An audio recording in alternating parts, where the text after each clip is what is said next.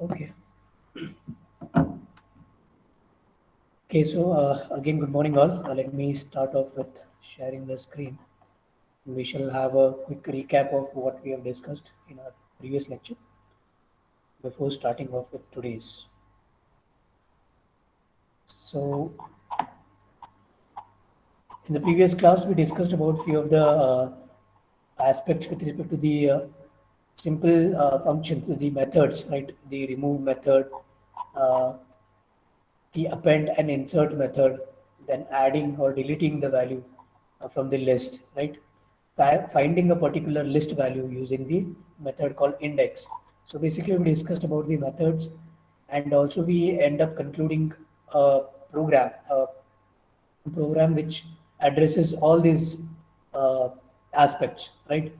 To insert or to amend or to remove, right? And we also saw the difference of how a simple if-else combination of if-else statements can be replaced with a concept of list, right?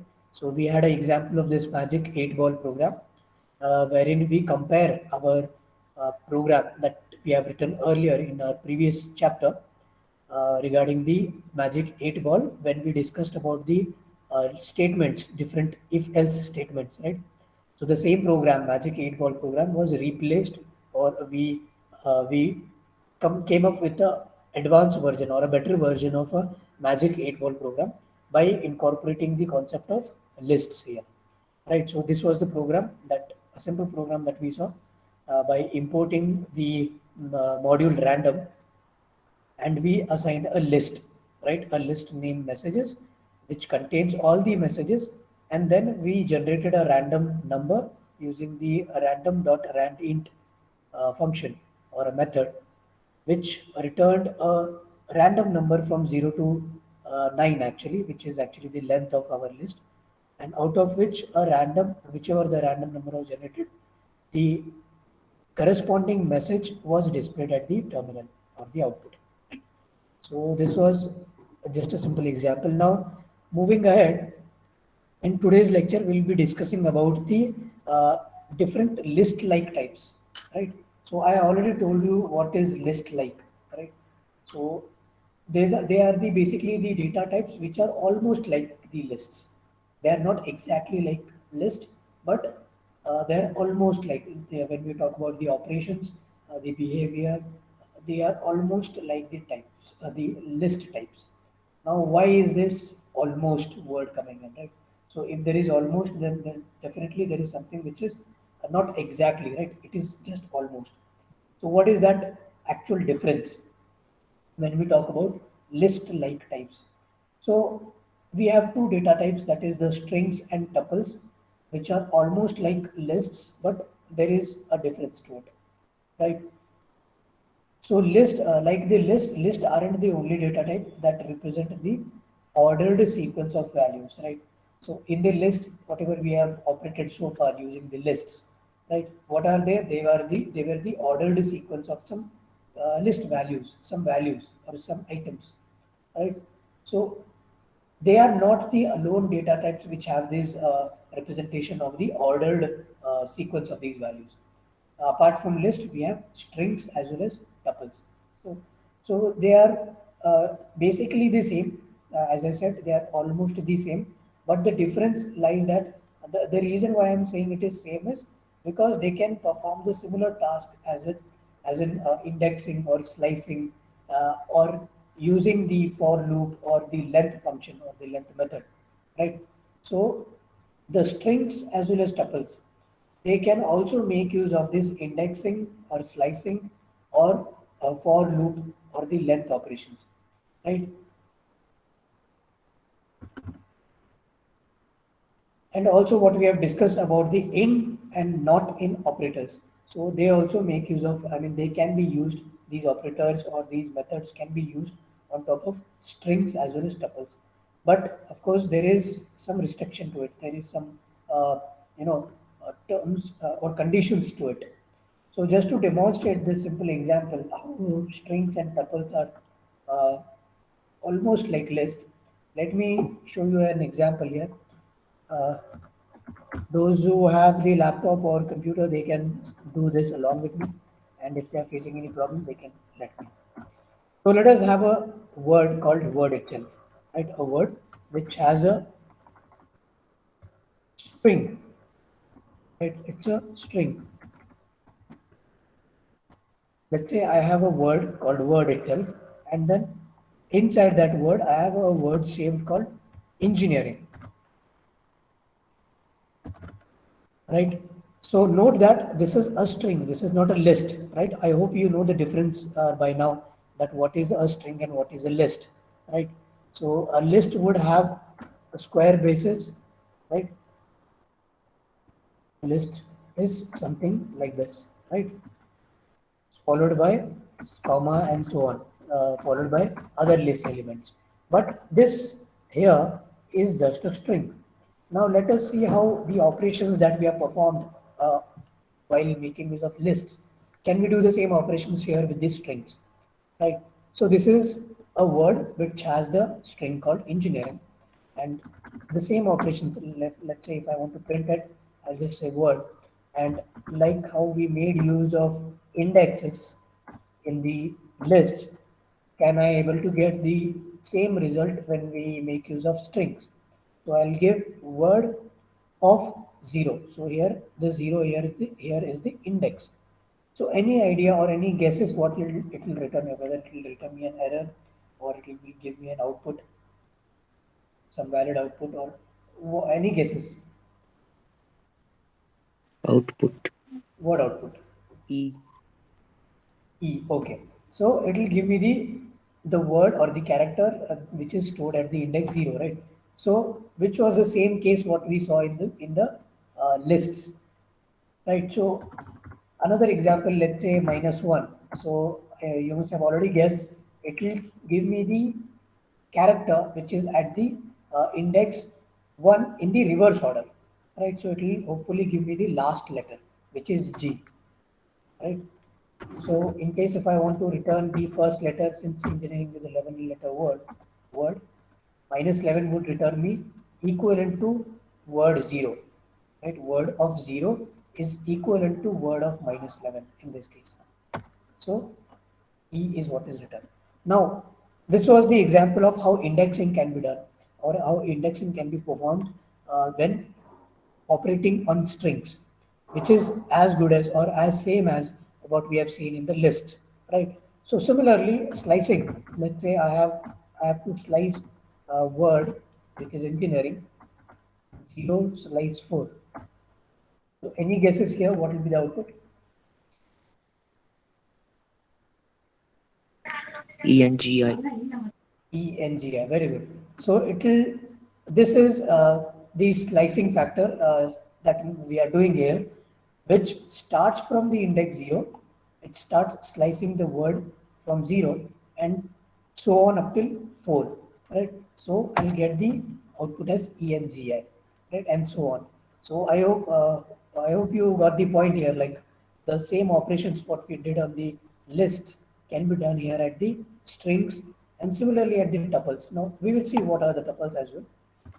But I hope you got the point here that I wanted to convey. And similarly, in case if you want to make use of in operator or not in operator, right? For example, let's say I have a name called Sophie, right? And in Zophie, I want to check whether Zo is in the name. So since Zo is in the name, it will give me the value, the Boolean value true. And since Z is a small letter or a lowercase letter, it will not exactly match to this because this is a string, right? So in the string, the character, it's a case sensitive. The character has to be exactly matched. So since lowercase letter Z will not match with the capital letter Z, it will give me a value or a Boolean expression that it is false. That means lowercase letter z is not present in the string name, right? So I hope you got the point here. And similarly, for loop, how we can make use of for loop in the list. Similarly, we can make use of for loop in the strings as well. So this is a simple printf statement which gets executed repeatedly till the time we have a number of characters for that particular string. For example, here we have 6 characters. So this for loop will execute 6 times, and which will end up printing this statements, you can say. Now, what is the difference? The difference lies here, the mutability and immutability of the data types. Like I said, the strings and tuples are list-like data types, but they are not exactly like lists, right? So what is the difference? So lists and strings are different in many different ways. The one important aspect is being the mutability or immutability. So mutable is wherein the string or the string, when the string can be added, or a value can be added to a string, or can be removed from a string, or can be changed or modified. In that case, we can say that the string is mutable or immutable. But as I said, the string is not exactly like lists. Only the lists can be added or removed or changed, but not the strings, right? So string cannot be mutable. Strings are immutable. It cannot be changed, or the values in the strings cannot be changed. Let us understand this with an example. Let's say I have a string uh, called Zophie a cat, right? And it is stored in the variable name. Now let's say I want to change the character A, right? Character A with the character the word the, right? So the single letter A I want to change with the, so that my statement becomes Zophie the cat instead of Zophie a cat. So when I try to do that, when I try to change the index 7, which is actually letter A, to the string the, it will give me an error that the string object does not support the item assignment. Right. So basically, the reason is because the strings are immutable data types. Strings cannot be changed. Of course, strings can be overwritten, but strings cannot be changed. So the proper way to mutate, or the exact way to change, what if in case if you want to make those changes by any means, then the proper way to do to mutate that particular string is to use the slicing, right? So when you are making use of slicing, inevitably you have to make use of concatenation as well. So basically, what we will be trying to do here is we will cut this string called Sophia cat into 2 strings. Then we will add whatever we want to add, a new string, and then we together concatenate all these 3 strings to form one string. So I hope you got the point here. So our original string is name, which is equal to Sophia cat. So the new name will have the slicing of the first 7 characters, that is from 0 to 7, which is nothing but Zophie. So we are slicing till Zophie, and then again we are changing this to the, then again we are slicing the cat, right, which is from index 8 to 12. So basically we are dividing the string Zofia cat into 3 parts. We are making the changes wherever we want, right? We are making the changes here. That is A is getting changed to the, and then again we are concatenating it by making use of this concatenation operator plus, and then which will result as giving the new name as Zophie the cat instead of Zophie a cat. So that is the other way of doing it. But let me repeat it once again, that strings as a whole, they cannot be mutated, they cannot be changed, they cannot be removed, or they cannot be added, right? So strings are immutable, whereas the lists are mutable. Right. Similar is the case with tuples as well. Right. So we will have an example of it also. But let us understand further more depth, like a list, how a list is mutable and how a string is not mutable. So, like I said, the list is mutable. The example which the author has taken here is, let's say x is equal to 1 2 3, right? So this is a simple list form. What you see here, this is a simple list, right? Which is enclosed in a square brackets separated by commas. So we have 3 values into the list x, 1 2 3. Now, in the second line, you can see that x is equal to 456. And next line, when I print x, it will give me the value 456. So it may look like the values has been changed. The 1, 2, 3 value has been changed or modified to 456. But the real thing is they are not actually modified. This statement, this x is equal to 456, is it does not modify this statement x123. It has actually just overwritten the values, right? I hope you got the difference between modifying and overwriting. So in case if you face any problem or if you have any kind of doubt, you can stop me anytime in between. You can unmute your mic and ask me the doubt, because it will not be possible for me to get into the chat box when I'm sharing the screen here. Right? So you can stop me anytime whenever you are not understanding a particular concept.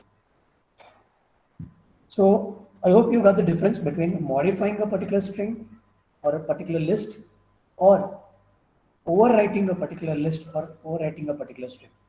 So let me divide this and make you understand better through a diagram. Let's say we have this figure, right? So as you can see here, the first statement, that is x is equal to 1, 2, 3. So now the folder or the variable x is assigned with the list 1, 2, 3. Right? This is the first box. Now in the second statement, the x is equal to 4, 5, 6. What we actually do is we replace the whole list 1, 2, 3 with a new list called 4, 5, 6, which is actually overwritten over 1, 2, 3. And when we try to output it, when we execute this third statement, that is x, when we try to execute it, we end up having the value which is the updated or the overwritten value 456. So because our folder new updated value in our folder x is 456. So this is just a replacement. It is not a modification. It's a replacement, or it's a overwritten overwriting value.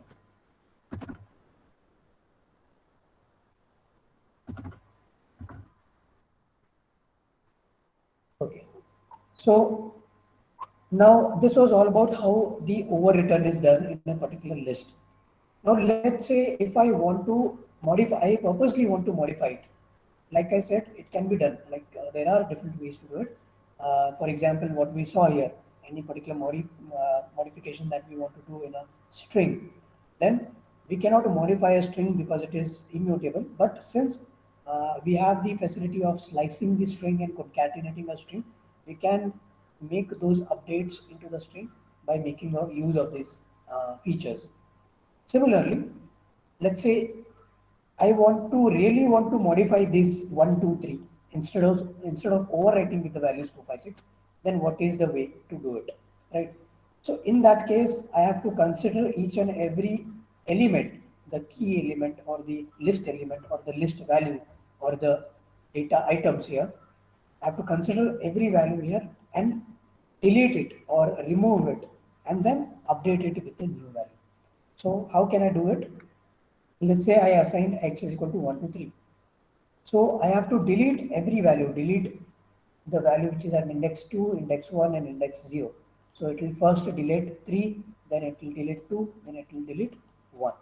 So now my x list is empty. Now, right? So if I print, if I execute this statement x after this delete x0, I would probably get a empty or a error or a nothing, a null value, right?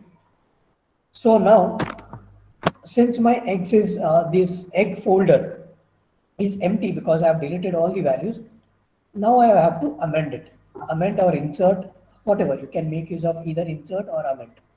So I'm simply amending the values 4, 5, and 6. So now my folder X will have the values 4, 5, 6. So this is actually the modification that I have done instead of overwriting it. So I hope you got the difference between overwriting a particular list and modifying a particular list, right? So let me explain this with an example, a diagram representation. The first diagram, that is when we assigned the X as 1, 2, 3, this is the folder which denotes that. And in order to modify, if in case if I want to modify this particular folder X, then I have to delete every value. So index 3, the index 2, that is the value 3 is first deleted. So I have only 1 and 2, and then 2 is deleted, then I have only 1, and then 1 is deleted. That means I have empty folder X, and then I start amending the values 4, 5, and 6. Now my values 1, 2, 3, the X folder with the values 1, 2, 3 is modified or changed to the value 4, 5, 6. They are not actually overwritten. So I hope you got the point here. So any difference so far? Anything? Anybody who wants to have more clarification over it?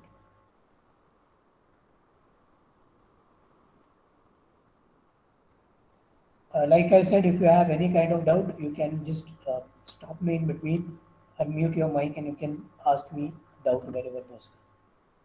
Fine. So having discussed about the strings data type and lists, comparison between a string data type and a list data type, let us have a comparison between a tuple data type or a tuple, however you want to pronounce it, with the list data type, or how is a tuple different from a list. So the tuple data type is almost identical to the list, like I said, because since it is called as a list-like data type, it is almost like a list, except the fact that the tuples are typed with the parentheses, right? You can see here the difference is the lists are typed with a square bracket, whereas the tuples are typed with the parentheses, right? Instead of square bracket. So here is a simple example. I don't think so I have to demonstrate this, or let's take the same example. We have 1, 2, and 3, right? Which is actually a list now. So if I output it, it will give me the list. But this particular statement is actually a tuple, and it's not a list. When I output this, you can see the difference.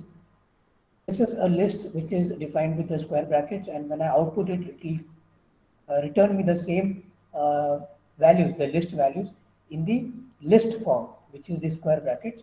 And when I define the tuple, it will output me the tuple for that particular variable, right? So I hope you got the difference, but this is not the only difference, right?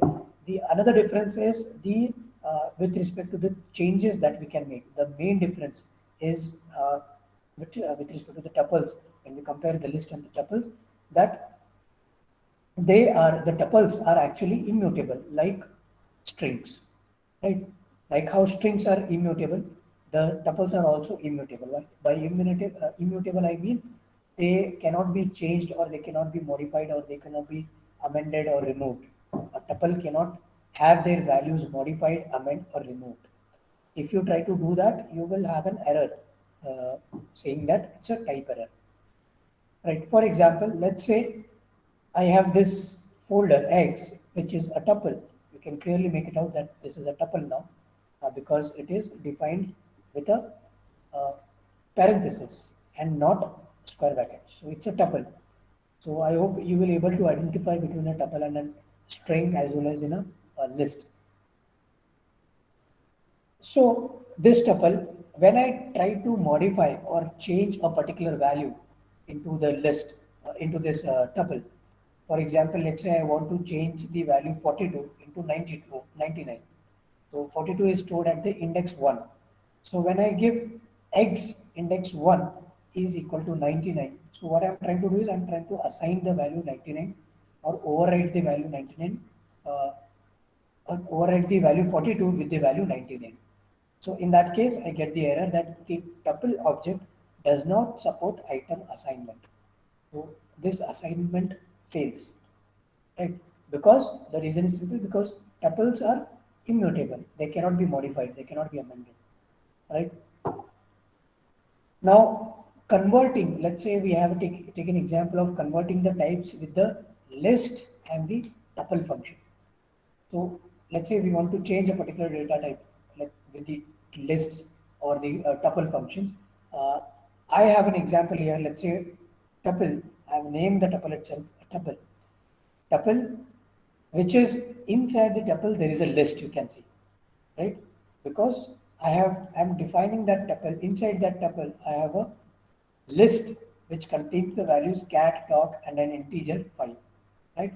A string cat, a string dog, and an integer value 5. Now, when I try to output it, it will simply throw me a tuple value because it is actually a tuple. Right? Let me demonstrate this. Let, if I take the same example, right? Tuple or tuple is defined like this in a parenthesis, and inside that parenthesis, I'm actually defining a list, right? This whole thing is actually a list, and this whole thing is actually a tuple. Now, when I hit enter, it will throw me a tuple value because I'm asking for tuple. So, similarly, when I try to put a list, let's say I have defined a list which is actually a tuple because you can clearly make it out. I am defining it into a parenthesis. So when I hit enter, it will give me the list version of this tuple. So I should get the values enclosed into a square bracket like here. So I hope you got the point here. And similarly, when I play with the strings, let's say I have to return the list for the string hello. So though it is a string, this is actually a string hello, but since I'm asking for a list, it will throw me or give me a result in the form of a list. How it will be? It will be like this. So every string is, or every character in the string hello is considered as a list value enclosed into the whole list. This is my whole list, right? So any doubt so far? Anybody? I hope the concept is clear. Anybody want to ask anything before we proceeding ahead?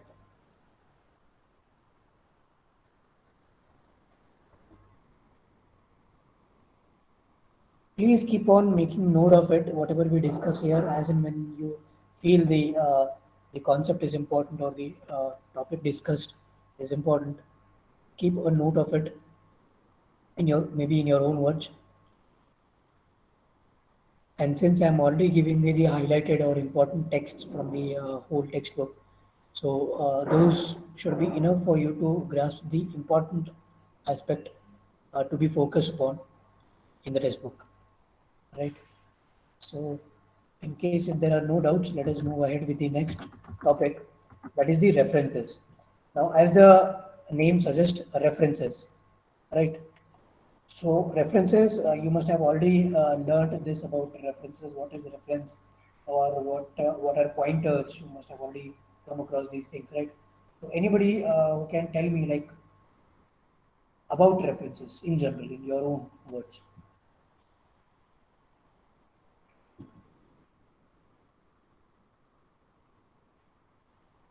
Yeah, please.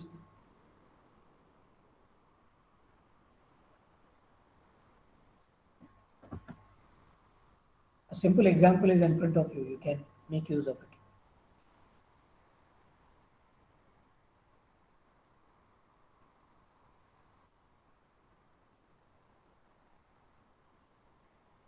Okay, so this is a simple example. Let's say we have a folder called spam or a variable called spam, which is assigned to some integer. And this spam is assigned to some another variable or another folder called cheese. And then when we make any changes in the variable spam or a folder spam, then we see the difference, but there is no changes in the uh, cheese folder or the new folder which was assigned, right? 42. So this is exactly what is not a reference. This is exactly an example of what are not a reference. This is a simple assignment wherein we are making a changes and we are storing it into another folder and making use of it whenever we require. So exactly opposite to it, what references mean, right? So in that case, for example, let's say I make some changes into the spam. So had I been referring it, had I been referring the spam to the cheese, whatever changes I make to the spam, those must have been reflected into the cheese as well. That is what is called a reference, right? So this is a clear example of what exactly a reference is not a reference, right? So let me show an example of what a reference is then, right? So let me, okay, before I explain you, I would like you to go through this code. Spam is assigned to a list 0, 1, 2, 3, 4, 5, and cheese is equal to spam. Cheese is assigned with the list spam, and we made a changes in the cheese. That cheese index 1 is hello, spam is equal to hello, but cheese is also changed. So can you, I mean, I would like you to go through this code, and what is your understanding on this? I would like to know. Please, anybody, please go through this code and let me know what is the problem with this, or what is uh, something uncertain about this code.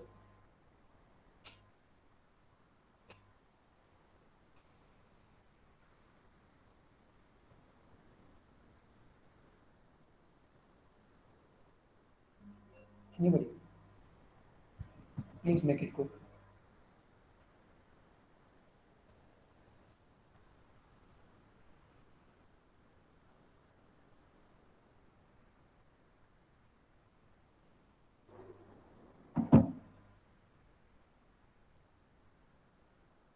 Yeah, please make it fast. Anybody would like to give a try?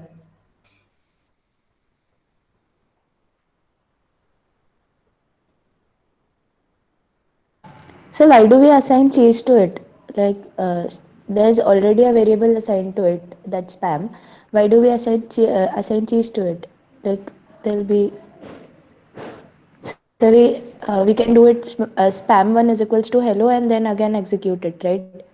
Yeah, but what that is the whole point, to make it understand. The point here is to understand about the concept of reference, right? What you're talking about is direct changes into the variables spam, right? So here, Yeah. when we assigned a list, right, to a variable spam, let's say we have assigned this list 0 to 5, and we are assigning the spam whole, the spam to the variable cheese, right?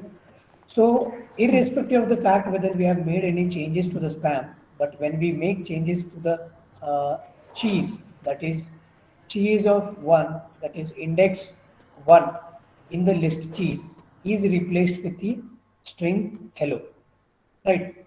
But when we output the spam folder, we were able to see the changes here also. Instead of we getting this, we are actually able to get this. The reason being is that we are not referring to the variable, we are actually referring, we are assigning a reference to that variable, you can say, right? So when we execute this thing, for example, what I conveyed it earlier, like list don't work exactly like this, but the references, when we make use of references, when you assign a list to a variable, you are actually assigning the list reference to that variable, right? So this might be little like look odd to you, but the thing here is when you create the list, for example here, when you create the list, you assign a reference to it, right? You assign a reference to it in the this spam variable. But when this the second line, that is when you copy this whole content of the list spam into a new variable called cheese, the only the list reference in spam is assigned to it and not the list values. So these values are not assigned to the cheese. The reference of the spam is assigned to the cheese. I hope you got the point here, right? So Yes, this, sir. right? So this Sir, means that, yeah, please. So then both cheese and spam are pointing to the same list. Exactly. Actually, there is only one list, but we are making a reference to it. We are assigning a reference to it. Let So me show then, sir, you. Yeah, if we change something in spam, then cheese also has to change then. correct. Correct. The reason is because we are assigning it to the same list. There is only one list. So, irrespective of the fact whether you change the spam or you change the cheese, you will see the changes whatever you made. Let me demonstrate this with a diagram. Right. So, let's say we have a folder spam. Right? We have a folder spam which have some reference, and this is the value that we have stored it in it, 0, 1 to 5. So when we make a changes into the cheese, right? So since cheese is also referring to the same list, you can see here, let's say we have a reference ID, so and so, and which is same in all the case. So irrespective of the number of variables or number of list or the name of the list, it is referring to the same list. So irrespective whether you change the spam or you change the cheese, you are actually changing this reference itself. So whenever you output, either you output spam or either you output cheese, you will get whatever changes that you have made, right? Because the spam is equal to the cheese copies the reference and not actually the list. It copies only the reference, right? So let me show you back. Okay, so this is what I'm saying, that spam, when it is assigned to the list, and here the it is not the content that is assigned, it is actually the reference of spam which is assigned to the cheese. And once we make any changes in the cheese, that is, for example, index 1, which is actually this one, integer 1, is changed to string hello. So when we output spam, we get the same changes that we have seen, right? And when we output cheese also, we get the same changes that we have done, right? So I hope that answers your, I hope this gives you clarification on it. Yes, sir. Thank you, sir. Yeah. So that is the concept of reference, how a reference can be made use of. So it's not necessary that reference can be used every time, or depending on the situation, it can be used. Let's say when you have a centralized data and you want to change that data irrespective of the name of a particular variable. So whenever you make a changes to that particular data, that will be changed. For example, let me give an example. Let's say my original list have the name of the students, let's say your classmates itself, your class itself, 76 students. I have the list of all 76 names here, but one folder I have named it as, let's say, fourth semester.